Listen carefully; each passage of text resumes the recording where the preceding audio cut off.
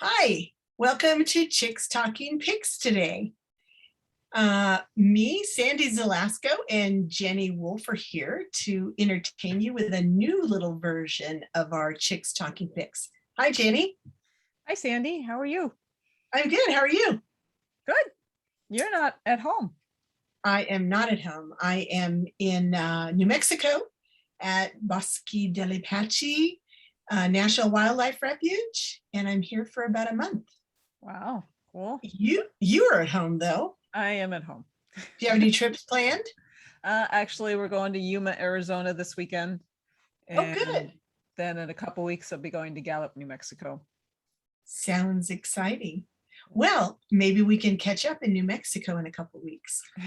Although we're kind of far apart there. Yeah, Gallup, that's still a few hours apart. So yeah, still I'll a few only hours. be there for a few days. So. Yeah. Well, good.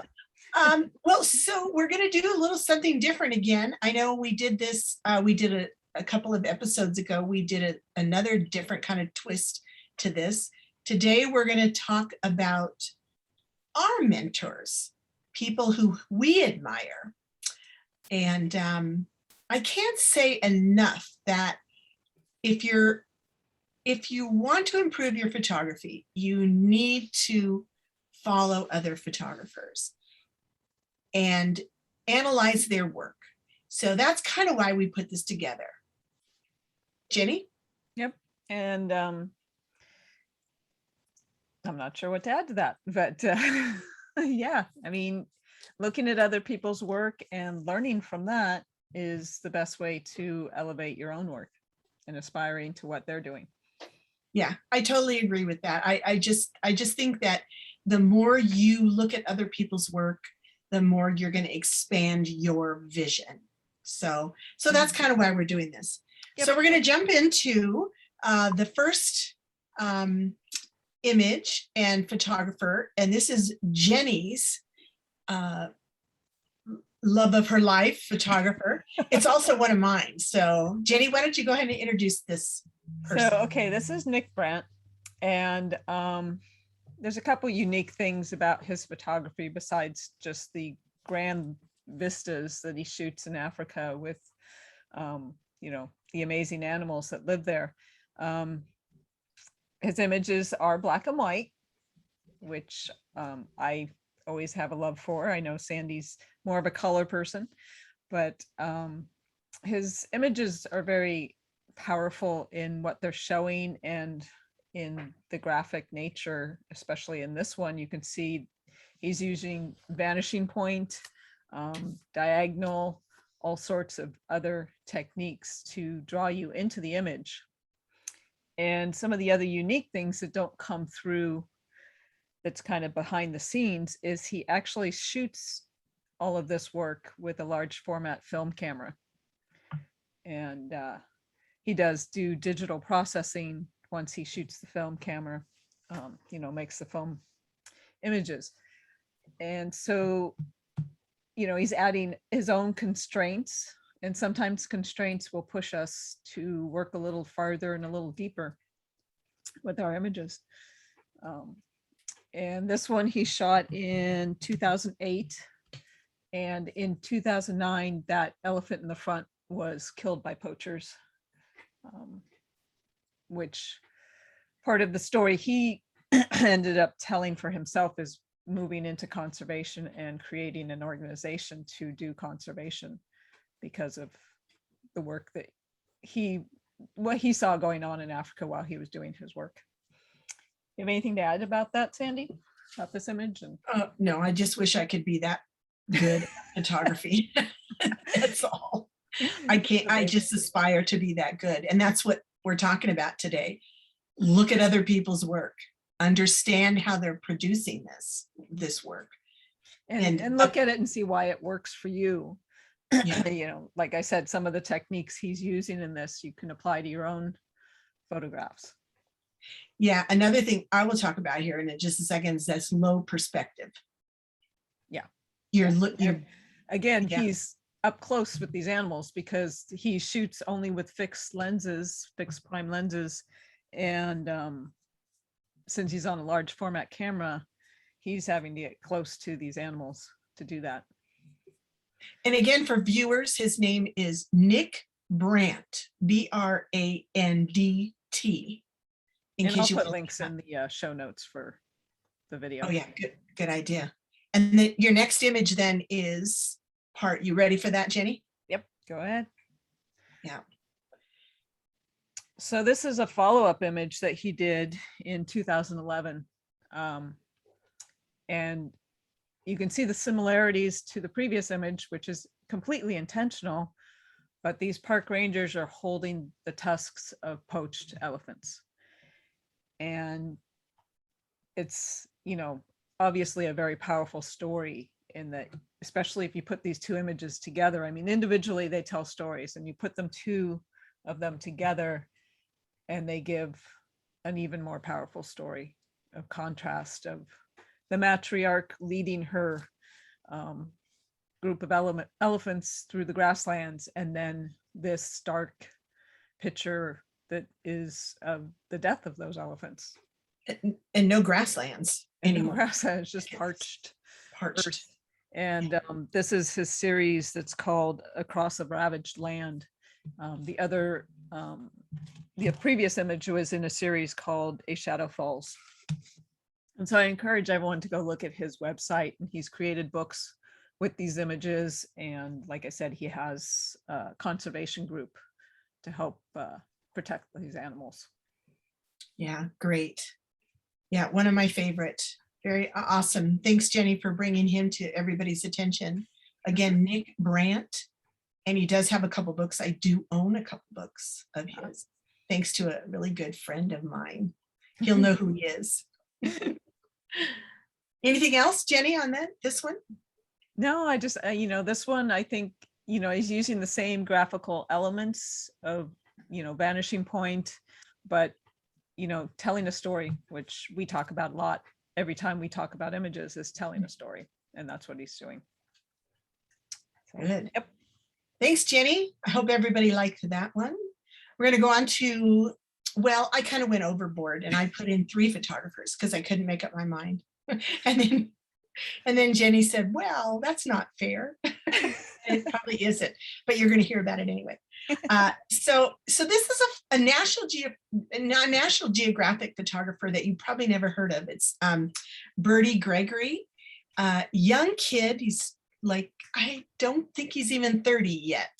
And he's producing this fantastic work out there. You can see him on Bertie Gregory at on Instagram. So take a look at that. This is just kind of showing you with the kind of in a pre-sequel to the next image, is he always gets these low perspectives in his images. Not always. He uses some techniques, and this is one of them, very low perspective technique.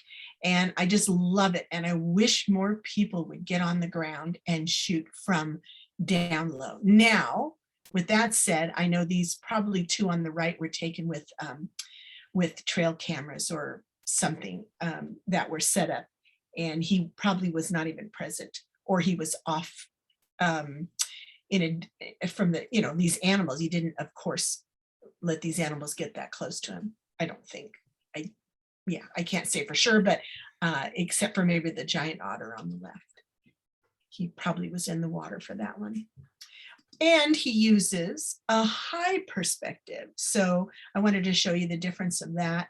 I love the image on the right with the shadows, the polar bear shadow there. And the image on the left, seeing the moose from above. And I'm sure he does that with a drone. So I don't recommend harassing animals with drones. But this is Bertie Gregory. Jenny, a lot of today's drones are getting quieter, and especially for marine mammals, they become quite the scientific tool, because you can actually be less intrusive in studying the animals. I mean, that might not be true for all, especially land animals, and I recently saw a video of a crocodile jumping up and grabbing a drone out of the air. Wow. But yeah, there are times where you could use a drone and actually be less intrusive but certainly be aware of the animal's behavior like you would with any photographic endeavor. You don't want to be stressing the animals. Yes. And then my next photographer that I really like, really, he's like on the top of the list, is a well-known National Geographic photographer, Joel Sartori. And I can't say enough about him and all the work he's done. And first of all, the reason I brought this photographer to this show is because you never have to ask or hear a story about an image when you see one from Joel Sartori.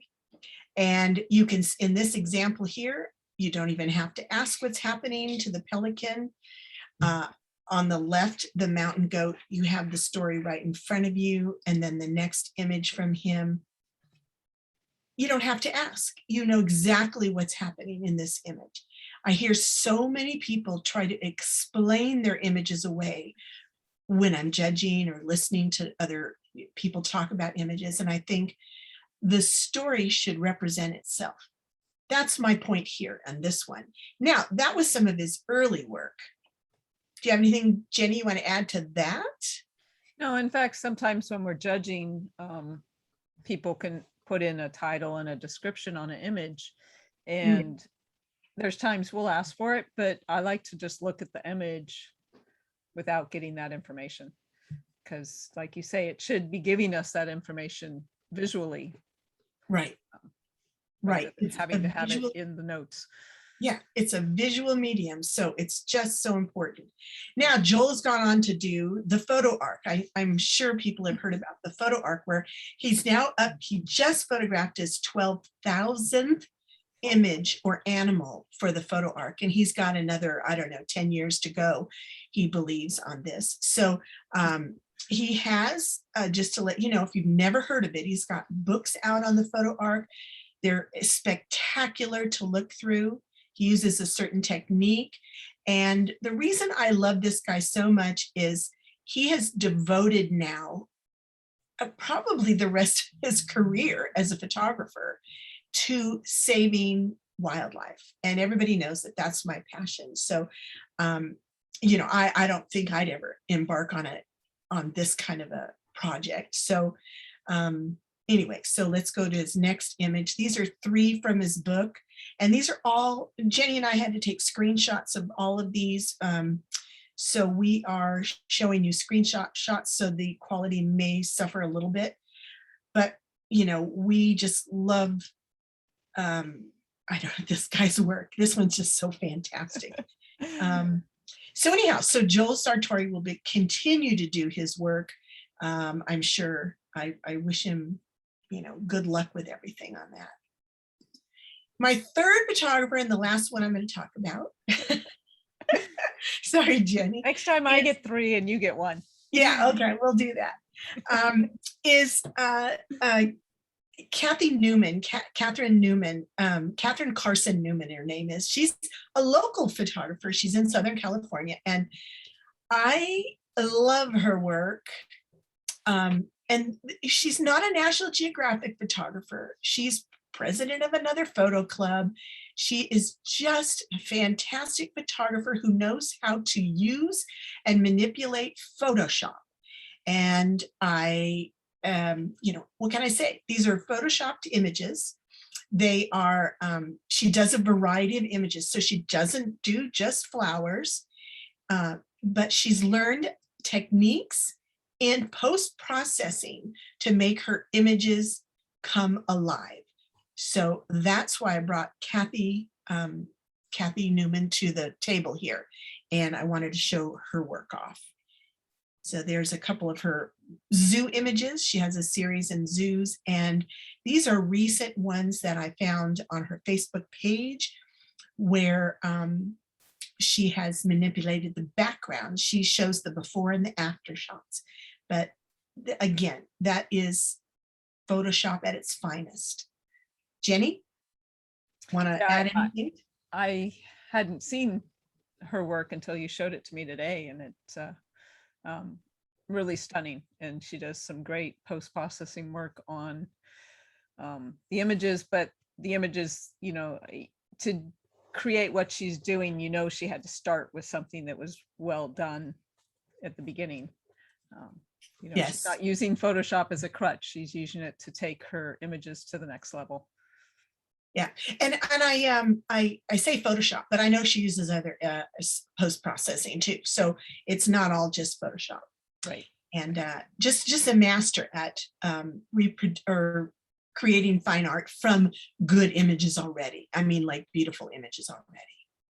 So that's actually our show today. I don't think we went too far, much over 20 minutes, but if you want to, we typically judge or critique, or we like to call it discuss your images. And if you would like us to take a look at your images and give some feedback on them for entering competitions or for whatever reason you may have, please send them to chickstalkingpics@gmail.com.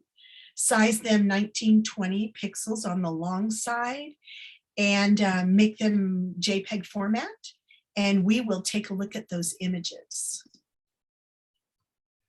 And so that you always know when we have a new video posted, if you're on YouTube, hit the subscribe button and the little bell that will notify you when we post a new video. We try and get these out every 2 weeks.